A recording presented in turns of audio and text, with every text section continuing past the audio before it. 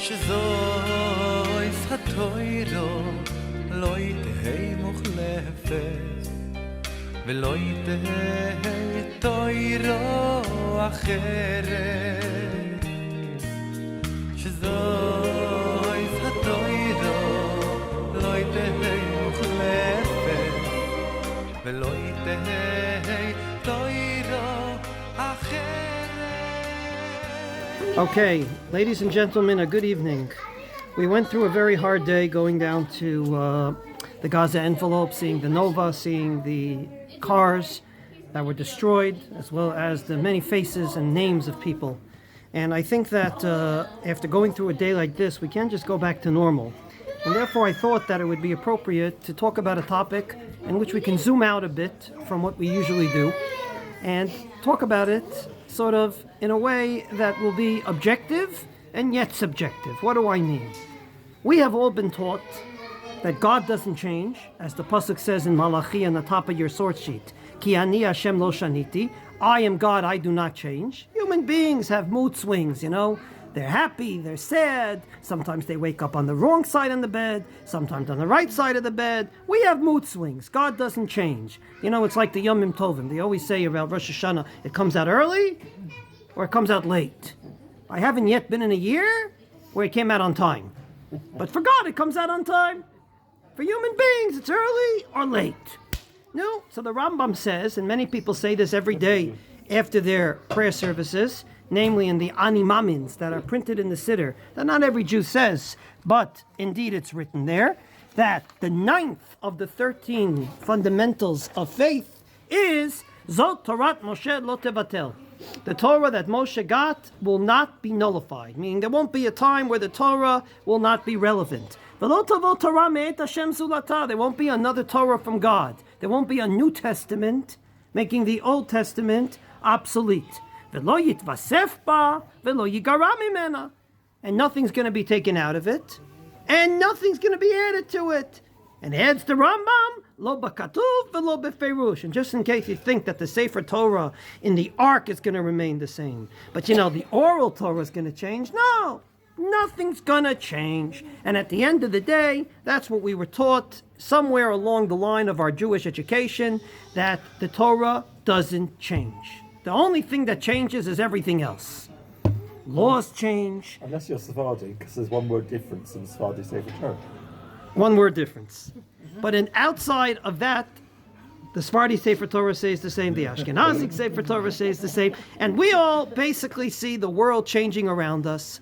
They're going from human beings being at the toll booths to AI, and who knows what the world is about to go into. And yet we stay the same. We don't change. This Pesach, we say Ya'aleh v'yavo morid hatal. We don't change. Everything changes. We don't change. Is that really true? Well, in practice, my dear friends, it's not true. If you look through the sources, and we'll go through a little ride.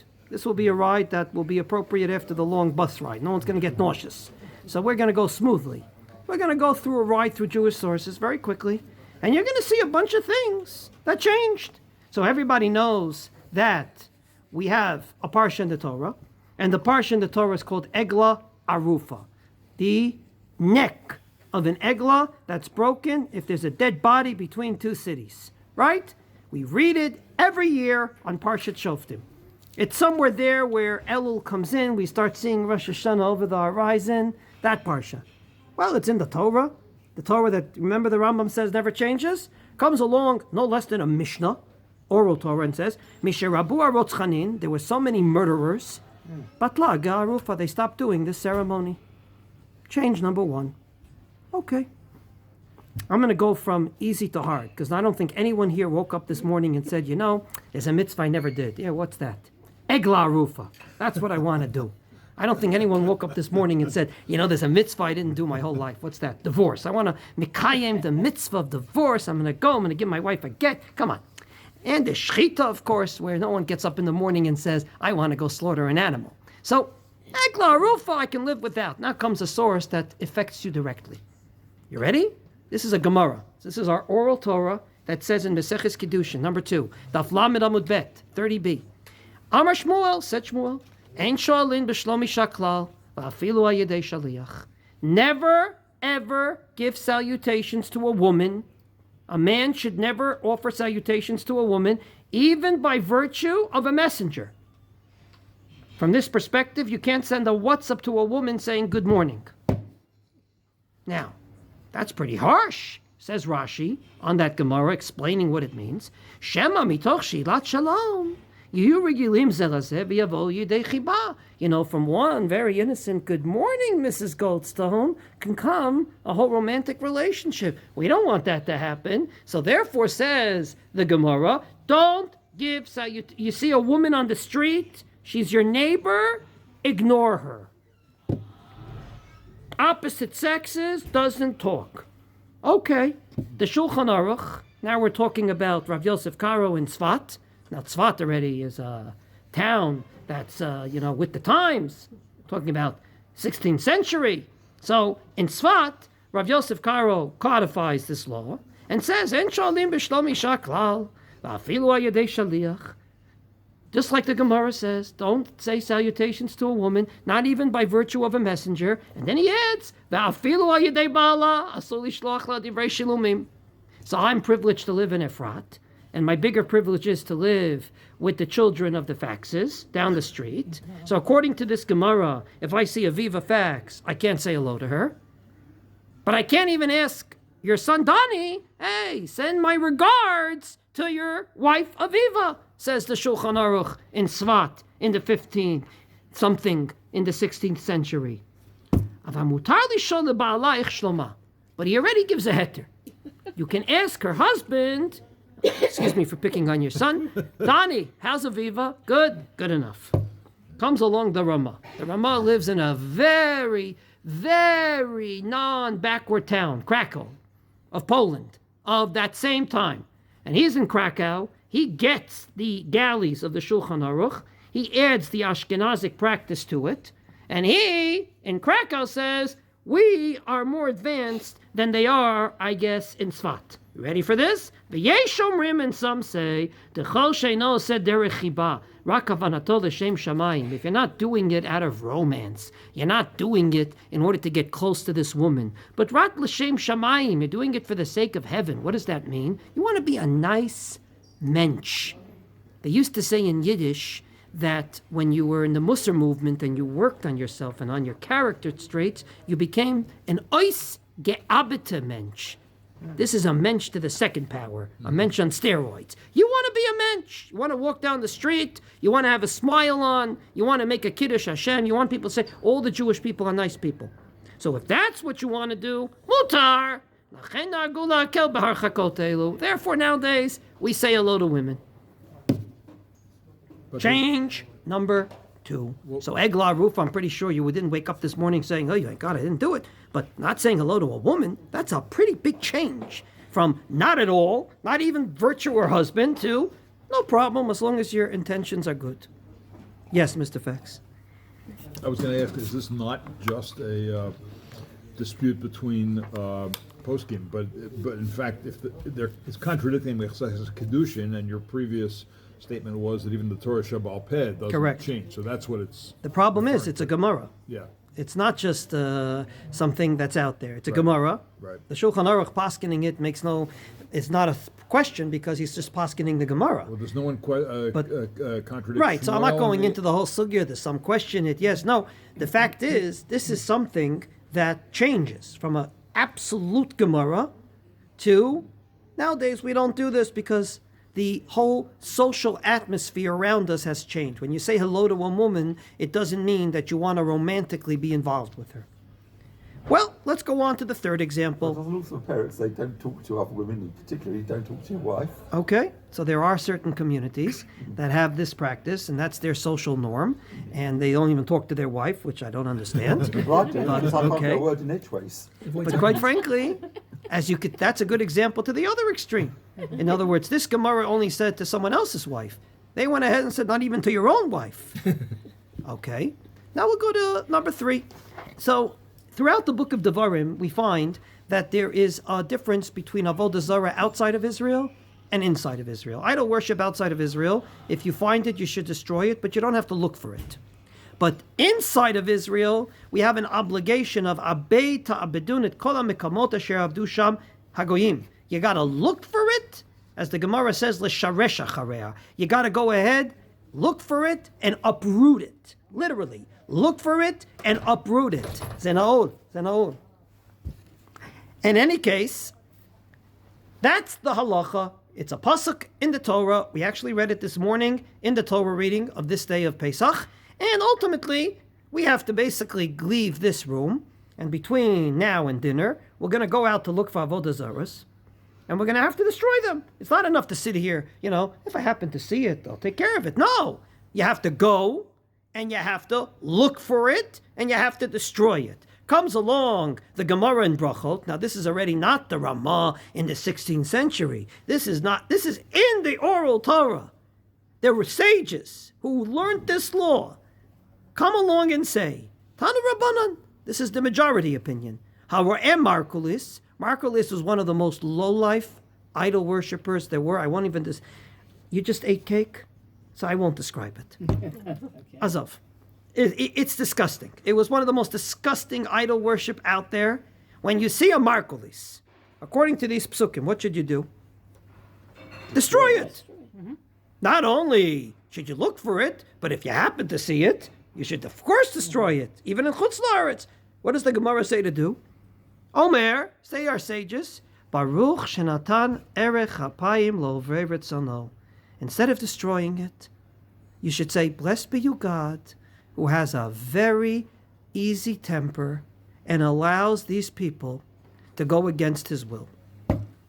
Whoa, is that a change? From destroying it to making a blessing to God. God, you're such a easygoing God. You let these people do idol worship and you do nothing about it.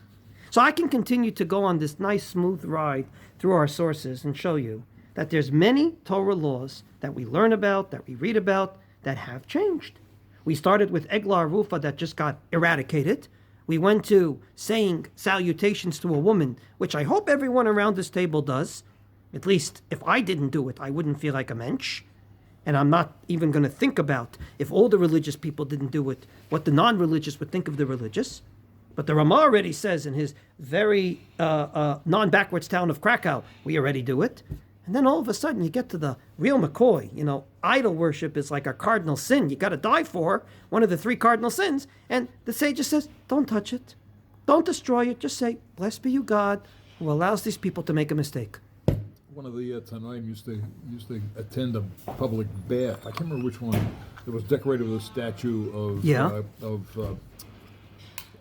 Aphrodite. And they criticized me. Says it's just art. It's not avodah zarah. It's just decoration. Yeah, there is things like that too. Yeah. So I'd like to give my theory on this and say to everyone the following: saving a life overrides it all, except for the 3 cardinal sins. But you don't do it. You're not doing the avodah zarah. Correct. But if someone forces you to do avodah zarah, so avodah zarah is pretty high up there, But and I'm yet saying, we're saying in a Krakow, maybe if you destroyed it, you'd risk your life. Correct. And the proof to what Chaim said is, of course, Esther. Esther Amalka slept with a non-Jewish man, and it did it for the sake of saving the Jewish people. And the Gemara says, well, she didn't do anything. She just laid there. No. And that's what's called Esther Karka Olam Haita. She just, she didn't do anything active up until she had to save the Jewish people, which is in and of itself a lecture in and of itself. Can you put your life on the line for the sake of the Jewish people? Meaning, can I put my life at stake to save your life? But that's a different lecture. I would like to give my theory. My theory is as follows. The Torah doesn't change. What changes is life. A posek, someone that's a rabbi, that knows how to paskin halacha, not a knowledgeable person only, but someone that has to be knowledgeable in 2 things. I like to say he has 2 suitcases. When you go to the airport and you don't want to buy one of those, you don't want to put $6 in to get that trolley for the suitcases because it's a waste of money. You're only going to walk 5 steps with it. So what do? You have a handbag on wheels and you have luggage on wheels and you wheel yourself, right? I like to say a good rabbi, a posek, has to have those 2 suitcases. In one suitcase are the books, the Shulchan Aruch, the Torah. That doesn't change. What's in the other suitcase? Life, society, That always changes. We're not living today like they lived way back when. You know what? The Pesach program 30 years ago is not like our Pesach program today. They did not have an override in the room for Shabbos, for the air conditioning, and for the sensors. You know why? They didn't have them then. So quite frankly, life always changes. A true posek is someone that on the one hand is knowledgeable on life, and on the other hand is knowledgeable on the books. When you try to merge suitcase number 1 with suitcase number 2, there will be changes. But what are you doing? You're basically not changing the Torah. You're applying it to the new reality. And let me give you an example. It says in Pirkei Avot that many good Jews are going to learn now between Pesach and Shavuos starting next Shabbos. They're going to learn in 3 weeks from now the following. Whoever forgets one word of Torah, namely anyone in this table that forgets one word of this lecture, including the jokes, it is like he is liable or she is liable for death. Now let's take the women out of it. They're not obligated in learning Torah, so maybe they have a dispensation. The men at the table, if you forget any word that you ever learned in any Torah lecture, if you forget any sefer you ever picked up, it is as if you're liable for death. That's what the Gemara, that's what the Mishnah says. Why? It makes sense to me, because if you went to a lecture and you only heard half the words, you can make mistakes. Let's say you went to a lecture about the laws of Shabbos. You came home. So I'm going to blame the husbands here. Husband went to the lecture. You know, a good husband goes to shul, sits down. By the time the rabbi starts speaking, he's nodding off, gets up, nods off, gets up, nods off. After his head goes like this a few times, Ma'ariv. Comes home, wife said, what does the rabbi speak about tonight? What did the rabbi speak about tonight? He said something about soup. He said something about Shabbos. And he said something about fire. So I guess on Shabbos we have to light a fire in order to warm up the soup. Well, because this man forgot part of the lecture, he just told his wife to do a very cardinal sin on the holy day of Shabbos, and that is cooking. Not so good. Now, today, do we apply that? How do we apply that law? We want Jews to keep Shabbos. We don't want them to cook soup on Shabbos, correct? How do we apply that law? Comes along the Shulchan Aruch Harav, meaning the founder of the Lubavitcher movement who wrote a code of Jewish law, Rav Shneur Zalman Miladi, and he comes and says, 18th century, this, Gam Achshav, even today, Shenichtava Torah Sheba'al Peh, that most of the oral Torah is written down. We got the Mishnah, the Gemara, all these Sfarim on our bookshelf. All we got to do is take out the handbook for Shabbos to see how to keep Shabbos, and there's many of them. He says, the law's the same. Laws don't change. The Torah doesn't change. In his words, miyad sheshachach, the minute you forget, over bilaf. You have violated this law. That's what the Shulchan Aruch Harav says. I just want to finish this point, and I hear your question. Rav Chaim Volozhin, who was the head of the Volozhin Yeshiva, meaning his job was to teach students how to learn and to remember, right? He says, in Volozhin of the 19th century, this whole Mishnah is irrelevant today. You know why? Because once upon a time, there was only the 5 books of Moses, and that's it. What about everything else? It says in the 5 books of Moses that on the first day of Sukkot, you shall take a citrus fruit and a myrtle branch. What does that mean? What do I go to buy? What does it mean? What citrus fruit? It doesn't say. It doesn't say the word etrog. It's the Torah Sheba'al Peh, the oral Torah, that says it. So without an oral Torah and you remembering it, you're going to take a lemon instead of an etrog. Or it says that during Pesach, you're not allowed to eat chametz. It says it at all these places. What's chametz? Torah doesn't say. It says, don't eat chametz. No problem. What's chametz? The oral Torah explains. It's the 5 grains, right? Which is oatmeal and wheat and spelt, etc. And then it's mixed with water and you don't touch it for 18 minutes and then it becomes fermented. That's what you can eat on Pesach. If you bake it within the 18 minutes, you're good. Without the oral Torah, you would make mistakes. But today, not only do we have the oral Torah written down with the Mishnah, the Gemara, and the Shulchan Aruch and all the books, we have Google. My dear friends, you want to know what chametz is? You go into your chat GPT, for the older generation Google like me, and you write chametz, and you'll get an exact definition, and you'll know how to keep the law. So you don't have to remember everything. It's out there. There's one day a week. You have to remember everything. You know what? There's a few days a year.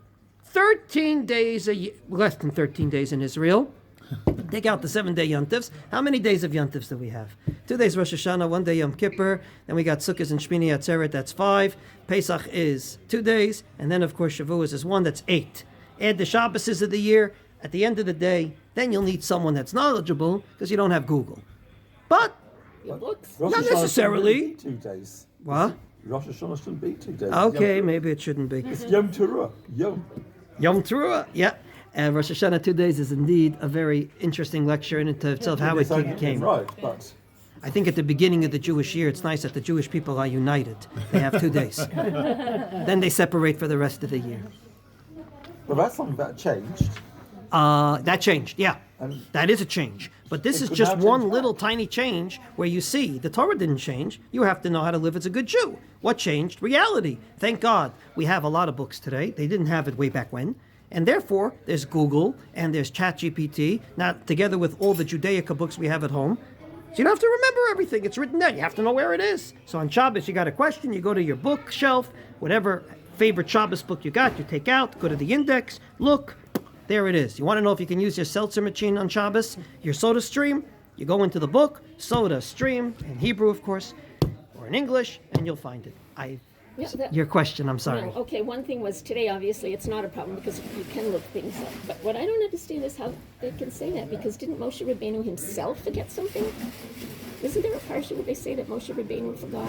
He forgot his- Okay, next week's It's on the Parsha, bridge. you're actually right to next So week's Parsha. how- He didn't how can they forget, expect that of everybody else if he Moshe forgot a Rabbeinu detail. himself Correct. That's a forgot very something? good question. Moshe Rabbeinu told Aaron, why didn't you eat this particular sacrifice?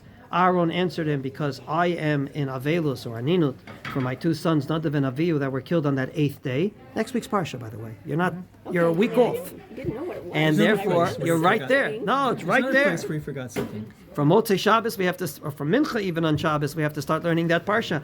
And Moshe says, Aaron, you're right, I forgot. Whatever it Another is. place you forgot something. Right, he forgot. Where Very good took- question. Pinchas took over. Excellent question. How can you expect it from anyone else? But suffice it to say that according to Rav Chaim Volozhin, this doesn't apply today. Now let's go to a bigger one, because this one is a pasuk in the Torah. The last of the 613 mitzvot. This is like, there's no controversy that there's 613 mitzvot. There's a controversy about everything that ever went under the sun, but there's no controversy that there's 613 biblical commandments. Thank God.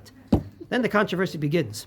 What are the 613 commandments? Well, many have agreed that the last one is the one I quote here. "Va'atem kitvu lachem et hashira hazot, v'lamedad b'nei Yisrael sima b'fihem." You have to write down a Sefer Torah for yourselves. Each and every Jew needs a personal Sefer Torah. As a matter of fact, a king has to have 2 Sefer Torah. That's a Yom Ha'atzmaut speech. But a regular Jew has to have a Sefer Torah in your cupboard. How many people in this table have a Sefer Torah at home? You do. Beautiful. So, I don't. The Rambam comes along, right side of the page, very simply, in what he believes is mitzvah number 18 of the positive commandments. He says 18 out of 613 is Sheyeh lechol ish mimeno Sefer Torah la'atzmo. You have to have a personal Sefer Torah. And quite frankly, because you don't know how to write a Sefer Torah, you're not a Sofer Stam, tzarich sheyikneyu. Go to the store and buy it. Oh, yiskor mishtichteveyu. Commission a Sofer to write it for you.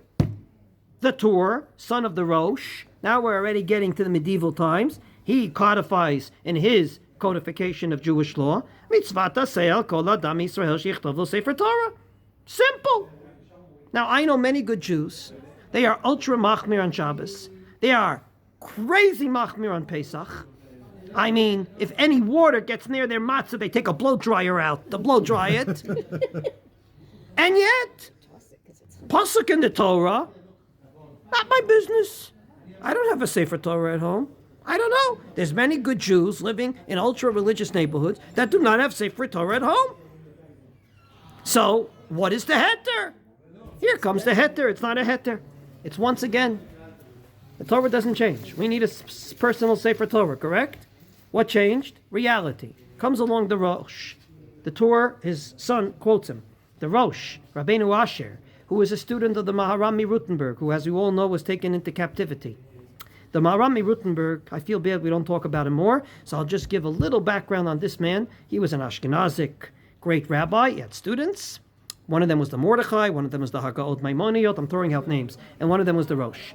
And he was taken captive, not because he did anything wrong, because the government needed money, and they knew the Jews are very, very merciful, as Rabbi Peretz spoke about last night in his beautiful words, and therefore they knew if they take the great rabbi, they'll make a lot of money, and they will fill in the deficit in the budget, correct? So he did nothing wrong. They gave him actually good conditions in jail. They talk about how they put on heat for him Friday night when he couldn't put it on himself, how his students came and learned with him. You know, it's like the jails today in America where religious Jews have daf yomi and this, that. He had a pretty good, he didn't do anything wrong. Now, he just told the community, don't ransom me, because if you ransom me, this is going to be a thing, and this thing is going to continue.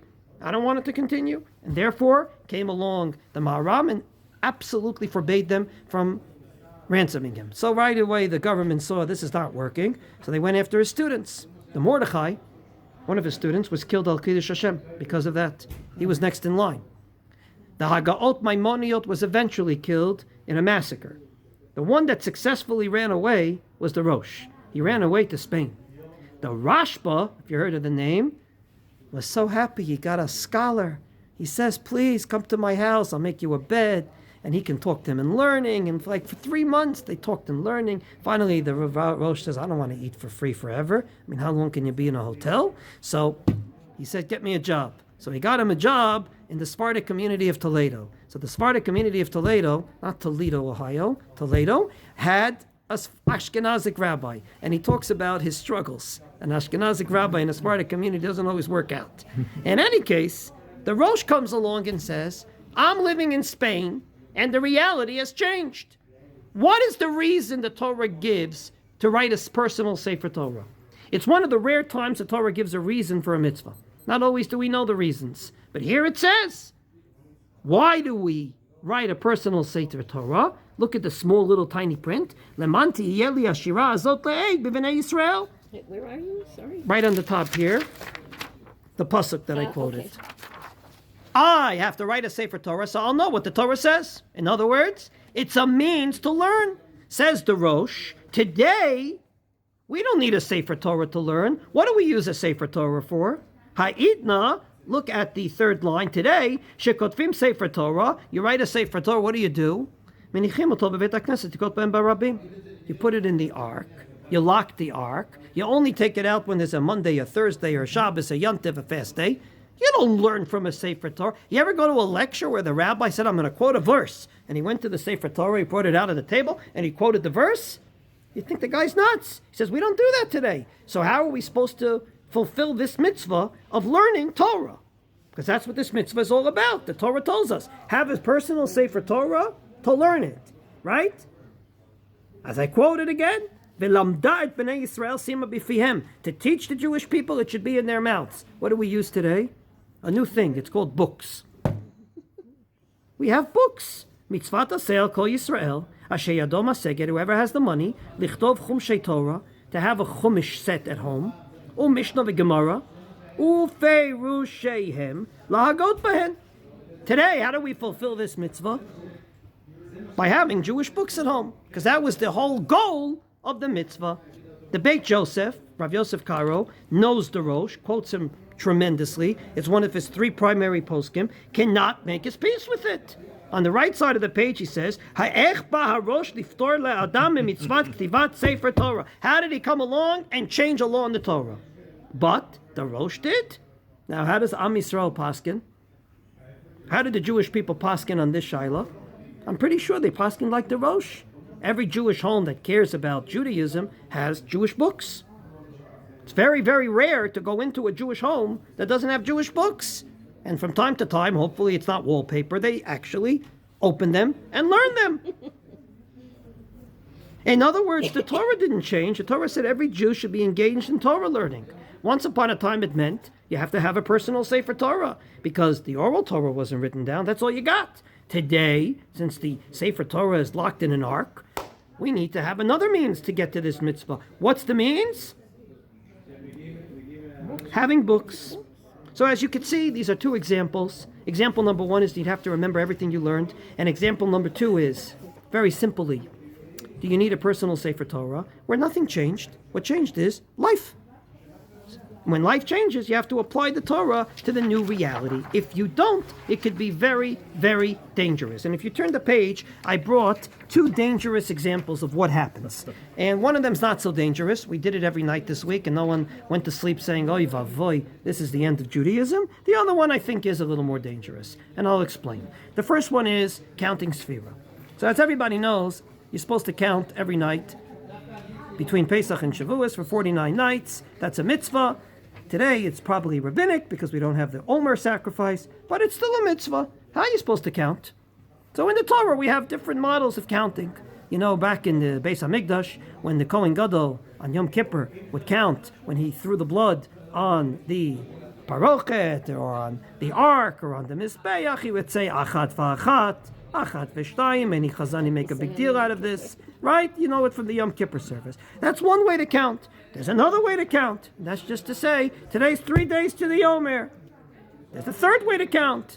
And you could say, once you get to the more sophisticated days, let's say 15, you could say today is day 1-5, or you could say today is day 5-1. Which way do you go? So in the Torah, we have different models. Sometimes it says Echad ve'esrim yom, putting the smaller digit before the bigger digit. And sometimes it puts the bigger digit before the smaller digit. How do we do it in English? No, today. If we want to wish someone on their birthday, they should live for many years. What do we say? It's 120. Huh? It's 120. 120, which means 120 years. So both in Yiddish and in English, we put the big number before the small number. Right? Okay. Can I use your beautiful machzor here? Here is a beautiful machzor from Art Scroll. I don't think Art Scroll is in any which way. No one's going to actually think that they are suspected of being of another stream of Judaism than Orthodox. Am I correct? So I'm looking over here. Here we go. We're getting to the second night. Oh gosh, this is a 2-day yontiv over here. This is not so good. Go ahead. Shabbos Chol HaMoed, for sure they're going to count Sphira. And here I go. And here is the Sphira. It only goes to 4 days because it's not good. It's going to say like this. Hayom for the 15th day. Anyone remember? Echad v'chamisha asar yom. Which number did we put first? The small number. We don't talk that way in English. We don't even talk that way in Yiddish. We don't talk that way in Hebrew. So why are we doing it in davening? All of a sudden in davening, we do it a different way. Right? Indeed. Explains Rashi, based on a Gemara in Yuma, there's a machlokas. How did the Kohen Gadol actually count? So one day he says achad ve'echad, echad ve'shtayim, like we remember from the Musaf. The other day he said, no! He said shtayim ve'echad, shalosh ve'echad. He always put the big number before the small number. So we have two models. Says the Gemara, lo plike, it's no machlokas. Marke ge'itre or marke de'itre. Says the Gemara in Yuma daf nun hey amud aleph, that basically it depends where the Kohen Gadol came from. If he came from a place where they taught math in one way, namely the big number before the small number, that's the way he counted. And if he came from a place where they taught math the other way, he counted the other way. By the way, you can always picture, I'll give you a little trick from the Mossad. You can always know where a person really came from the way they count money. I can promise you, I have been in Israel for over 30 years. I can fake it in Hebrew. Okay, I am counting money in English, in my mind. You count money the way you were taught in grade 1. Everyone knows that's the way you find spies. I heard this from a Mossadnik. Okay, there's other ways. Like for example, in America, when you want to say 5 things, you go 1, 2, 3. In Russia, they always did the opposite. They went 1, 2, 3. That's the way you know how to find spies. So says the Gemara, there's no lumdus here. This is not a halacha. It depends who taught you math. So if Mrs. Meschenberg, my 3rd grade teacher, taught you math, and she taught you the big number before the small number, if you become the Kohen Gadol on Yom Kippur, that's the way you're going to do it. And if Mrs. Cohn taught you, you're going to do it the other way. Rashi explains it very directly. It has nothing to do with halacha. So comes along the Magen Avraham. Magen Avram is a parish on the Shulchan Aruch, on the Code of Jewish Law. He lived in the generation after Rav Yosef Karo. That's when all the Perushim were written on the Shulchan Aruch. The poor guy lived through terrible times in Europe. That was around, I don't know if he was part of it, but very close to the Chmielnicki massacres of 1648. Very hard time, but yet all the Perushim on the Shulchan Aruch were written in between massacres. So he writes, Yomar la'olam minyana mu'at, kodem, kemo echad ve'esrim yom. Indeed, how do we count Sfira? We say echad ve'esrim yom on day 21. Today is day 1 and 20.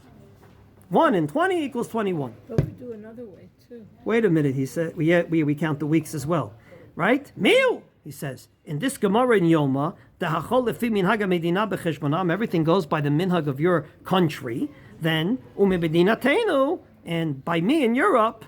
Now, Magen Avram in Europe is not talking English. He's not talking modern Hebrew. What language is he talking? Yeah. Yiddish.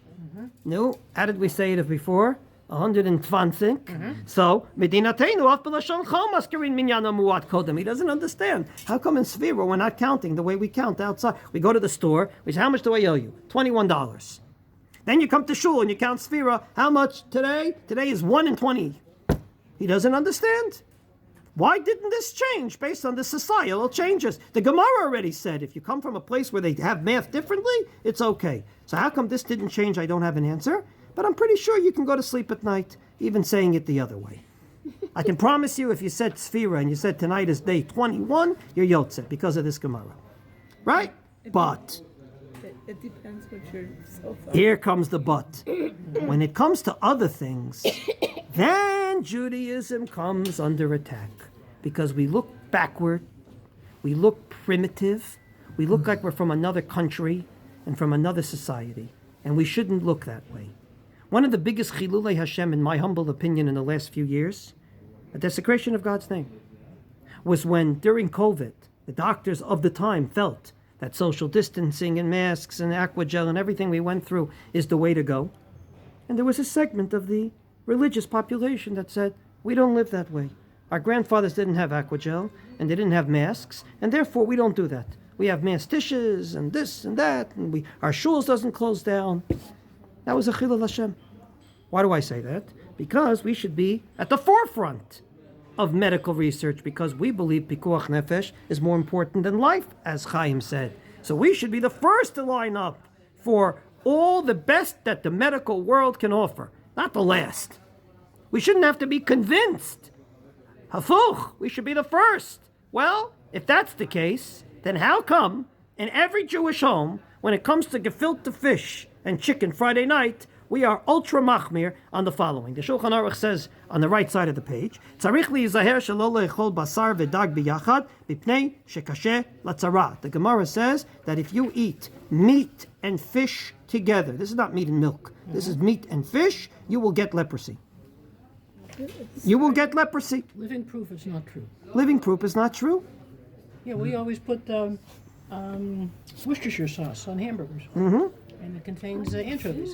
And as a matter of fact, just in case you think this is a halacha, this is a Torah law, the Shulchan Aruch is very explicit, ben basar ledagim, between meat and fish. Chovali tol mishum dekasher ledavar acher, you have to wash your hands. Why? Chamira sakanta mi'isura. What do those words mean? Chamira, it's more severe, the danger, than the isser. And isser is, God says not to eat chametz. Chametz is okay for you. We eat it all year, except for Pesach, right? That's an isser. What's a sakanta? What's a sakana? Danger. A danger comes along. The Shulchan Aruch and says this is not a halacha, this is not a derabanan, this is not a minhag, this is just to keep you safe. That's it. But don't the Sephardim eat it together? No, they're more machmir on it. Comes along again on Magen Avraham and says, with due respect, if shar b'zman hazeh ein sakana kol kach. Well, I'm living in 17th century Poland, Eastern Europe. I see the chazinan kama dvarim hamuskarim b'Gemara shehem sakana leruach ra v'shar dvarim. There's many things in the Gemara that at the time the sages said these are dangerous, but that was the medical knowledge of their time. Ve'ha'idnan today ain't no mezik. We see people eat anchovies on this. They're fine. People eat the same fork for the gefilte fish and the chicken. Oh my gosh. They don't wake up sick the next morning. They eat at the Kiddush, they eat at lunch, they overeat on Shabbos. Comes along the Aruch HaShulchan And it says, this is what the law is in the Gemara. Look at the second line. Life has changed. What changed? Human beings are the same? No, we eat differently. Our habits of hygiene are different. All these things influence the human body. And therefore, when people go ultra crazy about 2 forks, I think it's a bit of a danger to Judaism, because we're basically saying we're primitive. We know it's not dangerous. We know the whole reason is because of danger, and yet we're still machmir on it. So if you have 2 forks, it looks fancy, great. But if you tell your kids, no, it's because of danger, and then they find out the truth, it could be very dangerous, because the kid will say, well, Dad and Mom lied to me about this. Maybe they're not telling me the truth about that driving on Shabbos thing too. So therefore, I think it's dangerous when we stay stalemated. And I'd like to end with the following Dvar Torah. You have the sources in front of you, but they're very simple. As everybody here knows, Moshe Rabbeinu had a devoted student named Yehoshua. I love that name. Yehoshua came along and said, I'm going to follow in the footsteps of my Rebbe. When my Rebbe Moshe conquered the eastern bank of the Jordan River, he made a cherem on all the cities. Parshat Chukat, Sichon, Og, etc. By the way, that's my bar mitzvah parsha. So the favorite name, my bar mitzvah parsha. He made a cherem, said you can't take anything from the booty of war. Spoils of war, off limits. So Yehoshua comes into Israel. The first city he captures is Jericho, Yericho. And he does the same like the Rebbe. What does he do? He puts a cherem on it, don't take from the spoils of war. One guy named Achan didn't listen and went ahead and took it. They tried to capture Ai, big tragedy, people died. Yehoshua said, what did I do wrong? He said, well, you made a cherem and someone took from it. So you got to find the guy and you got to take care of the business. He takes care of the business. We all know. That's the biblical description in Sefer Yehoshua. In Masechet Sanhedrin, the Gemara says that that night when Yehoshua fell on his head before God, God said, Kum lecha, ukmi Rav Amura alei v'darash. The Gemara says that Yehoshua said to God, I just did what my Rebbe did. I was following in his footsteps. And what does the Gemara say? Ata garamta lahem, it's your fault. Rashi, shelo haya lecha le'asor lehem bizat Yericho. Who told you to put a cherem on Yericho and not to take from the spoils of war? Ask the Maharsha. All he did is follow his Rebbe's footsteps.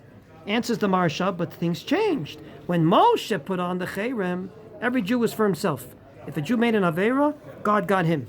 But once they crossed into the western bank of the Jordan River, there was a new reality. You know what it's called? Arvut. You know what those words mean? It means Friday night, if I made Kiddush, and you knock on my door and say, can you make Kiddush for me? I can make Kiddush for you. Why? I am your guarantor for mitzvot, and vice versa. Well, if I'm your guarantor, if one Jew takes from the cherem, all the Jews suffer. So, says the Maharsha, why did you follow in the footsteps of your Rebbe? Your Rebbe was dealing with a different reality than your reality. Your reality is with the law of guarantors for each other. Moshe did not have that. What do we learn from this? Just following what we did all these years is not the way to go. Just because your ancestors wore long black coats when it was very, very cold does not mean that in Israel in the summer when it's 30 degrees, you should wear a long black coat. Reality has changed. Keeping the tradition means taking the Torah that doesn't change and applying it to the new reality. That's tradition. That's what this Gemara says. Tradition is not just copying the last generation. So I like to end the way I began. The Torah will never change. Reality will always change. And it's up to the right rabbis to know both well, to know how to apply the ancient Torah to the changing reality. Thank you all very much. Mincha will be taking place right here.